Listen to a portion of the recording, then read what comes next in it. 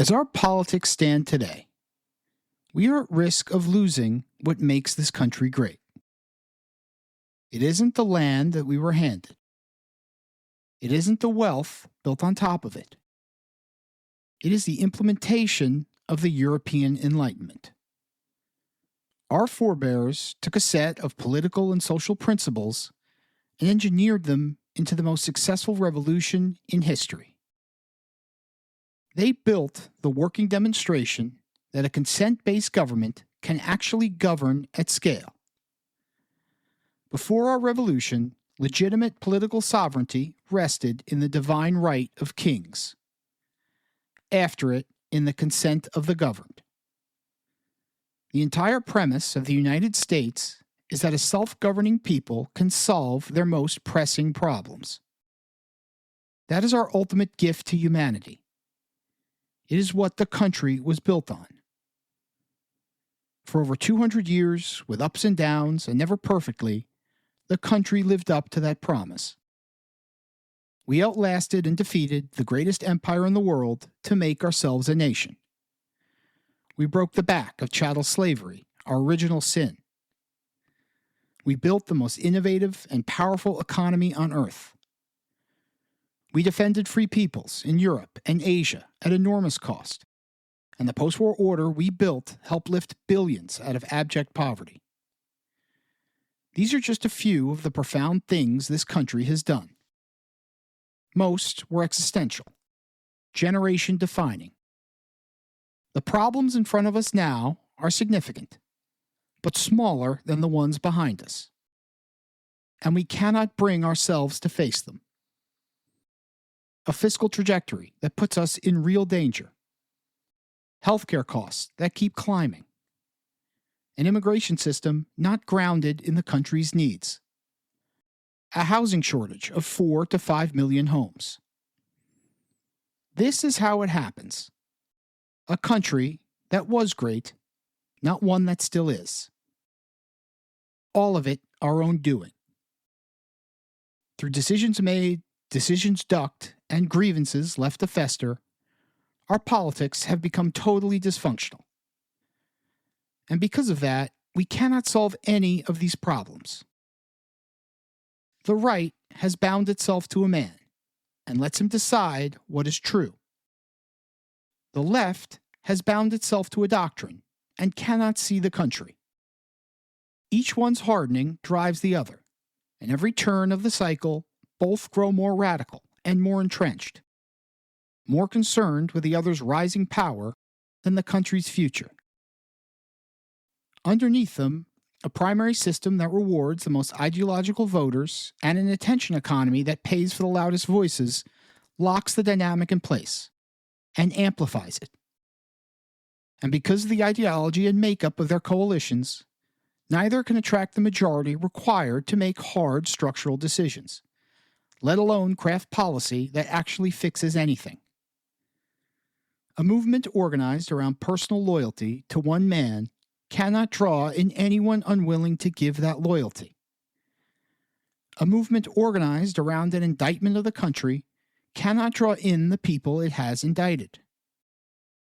Most of the country falls outside both. And the longer this cycle runs, the longer the problems go unaddressed. Unaddressed problems radicalize people. Radicalized people produce worse politics. It all compounds. And it does not stop on its own. It needs an alternative. This series was my attempt to lay down a marker, something to break the current politics and push us towards better governance. The framework is a commitment and a method. Fidelity to the constitutional order and the traditions that have sustained it, paired with the discipline to do what actually solves the problem inside those limits. Bind to neither extreme, and the specific policies that come from governing that way, the ones this series worked through. Measured fiscal reform that reduces the debt burden over time. Healthcare reform that attacks the cost of the system. An immigration program calibrated to the country's labor needs. clearing the regulatory barriers that keep starter homes from being built. None of this came out of nowhere. It is drawn from the best of our history and our best leaders, who governed by principle inside the constitutional order and judged ideas based on whether they worked. It is how most of us already live our own lives, solving the problems in front of us. It is quintessentially American. And I should be honest about what this project is. I'm one private citizen who put this on the internet. I have no expectation that it will be widely heard. I made this because I'm deeply frustrated with the path we're on, and because no one I've seen has offered a way through all of it. But none of that bears on whether the case is right. The argument doesn't need me, and being right won't make the country act. Short of a crisis, significant civil unrest from groups that have lost their stake in the country, or an economic collapse that, given our debt, could be catastrophic, the only way this gets sorted is for the displaced majority to assert its numbers and its political muscle and pull the parties off the polls. Because they are most of the country. They are people inside and outside of both parties who go to work, raise their kids, and pay their taxes. They do not fit cleanly into either pole, and the demands of both have gotten harder to live with. They are not after a revolution. They simply want a government that works. But wanting it is not enough. This mobilization will not build itself. It takes ideas to rally around and people to lead. Given who I am not going to be one of them. But someone has to be. The alternatives are a long, slow decline. The same problems, left unsolved, grinding the country down. Or something much worse. And none of this is beyond us. What we are up against is not an outside force. There is no empire to outlast, no enemy at the gate. The problems are our own. They are political, self-made, which means they are ours to solve. We do not have to defeat anyone. We have to defeat the worst impulses in ourselves. We have done far harder against far longer odds more than once.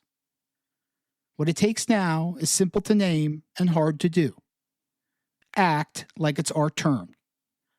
The line we stand on runs back to the people who built this country, and forward to the ones who will inherit it. We are holding it for them. That is how every generation before us kept this going. They took what they were handed and left it stronger than they found it. Most of them paid something to do it. We owe the same to the ones who come after. We can do this. The question was never whether we could. It's only whether we will.